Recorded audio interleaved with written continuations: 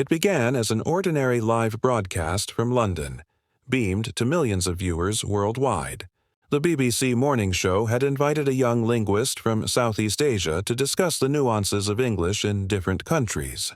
But what unfolded would unexpectedly become one of the most talked-about moments in BBC history, and the reporter who thought he held all the cards ended up being the one taught a lesson in humility. Live on air. The guest, a Filipino linguist named Isabella Reyes, joined the program via video call from Manila. She was poised, confident, and clearly well-prepared. The BBC reporter, a tall, sharply dressed Brit named James Whitman, greeted her with a seemingly polite smile. "Good morning, Isabella," he said. "It's wonderful to have you here." "Good morning, sir," Isabella replied warmly. "I'm delighted to be here and share some insights." At first, everything seemed routine, but almost immediately James's tone shifted. A hint of a smirk played on his lips as he said, "Well, Isabella, your English is interesting." The word interesting hung in the air in a way that clearly suggested doubt rather than praise. The live audience chuckled nervously, sensing the subtle mockery, but Isabella's calm demeanor never wavered. "Thank you, sir," she responded, keeping her smile. "English has been a part of my education since I was very young. It's one of our official languages, deeply woven into our culture." James leaned back casually, as if trying to appear nonchalant. "Oh, I see. But tell me, do Filipinos really speak English all the time? Or is it a local version of it?" His tone carried a sharp, almost condescending edge. The studio fell silent. Everyone watching could feel the tension. Isabella, however, remained composed. "English in the Philippines isn't just a local adaptation," she said gently. "It's a language we use every day, in schools, universities, government offices, businesses, and even on the streets. English lives alongside Filipino, and both are part of who we are." James chuckled again, a little forced this time. "Surely, though, it isn't quite the same as native English, is it? Your pronunciation, expressions, they're different." The emphasis on different felt more like wrong. Instead of retreating, Isabella asked him politely, "Sir, may I ask what you mean by real English? There's British English, American English, Australian English, Indian English, even Nigerian English. Wouldn't you say each has its own legitimacy?" For a moment, the studio was quiet. James hesitated. "Well, yes, but the BBC promotes the standard form." "And who decided what that standard is?" Isabella asked, keeping her tone calm yet assertive. "Was it the British Empire, perhaps?" The audience shifted in their seats, sensing the subtle but firm challenge. James tried to laugh it off, muttering, "You're bold, Isabella." "It's not boldness," she replied with a smile. "It's honesty. Language evolves. Just as British English borrowed words from French, Latin, and Hindi, Filipino English has adapted to our society and reality. That doesn't make it wrong. It makes it ours." James, clearly unsettled, attempted a final defense. "But surely the Queen's English is the ultimate standard, isn't it?" Isabella's eyes twinkled. "Actually, many young people in the UK don't speak like the Queen anymore. Most of your viewers probably don't either. English has always been dynamic." The audience began to murmur, impressed by her poise. Isabella continued, "In the Philippines, English isn't limited to academics.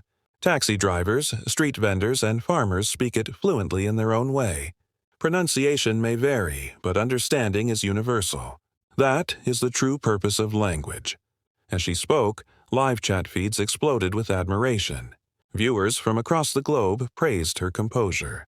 Clips of the interview were instantly shared on social media, with captions like, "Filipino pride," "Spoken with confidence, not apology." James tried one last attempt. "So, you're saying Filipino English should be considered its own dialect?" "More than that," Isabella said firmly. "It's evidence of how English has become truly global. Just because it doesn't sound British doesn't make it wrong. It belongs to everyone who uses it meaningfully." The audience broke into applause. James fumbled with his notes, looking uncharacteristically flustered. I see your point," he admitted, his voice tight. Isabella concluded, Language belongs to the speakers. Over 100 million Filipinos use English every day. It's not a mistake. It's a movement. The cameras captured her calm, confident expression. Moments later, James moved to change the topic, but Isabella had already captured the world's attention. By the evening, the interview had gone viral. Millions shared clips praising her intellect and grace. Even the BBC took note. Their official Twitter account posted, "We celebrate the diversity of language. Today's conversation reminds us that English belongs to all who speak it." The following day, James issued a public apology. "I've learned something valuable," he said. "English is a bridge, not a wall. I was wrong to underestimate the beauty of Filipino English." Isabella's life changed overnight.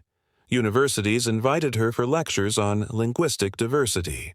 Messages poured in from Africa, India, and the Caribbean, thanking her for defending the legitimacy of non-native English.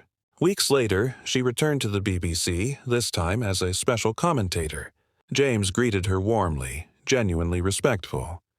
"Welcome back, Isabella. It's an honor." "Thank you, sir," she replied, smiling. "It's a pleasure to be here." The conversation that followed was different from their first meeting. It was about learning, understanding, and mutual respect. James admitted, "I rewatched our interview. You reminded me that communication is about connection, not conformity." "Exactly," Isabella said. "Language is about understanding each other. And Filipinos have mastered that." Back home, Filipinos watched the replay with pride.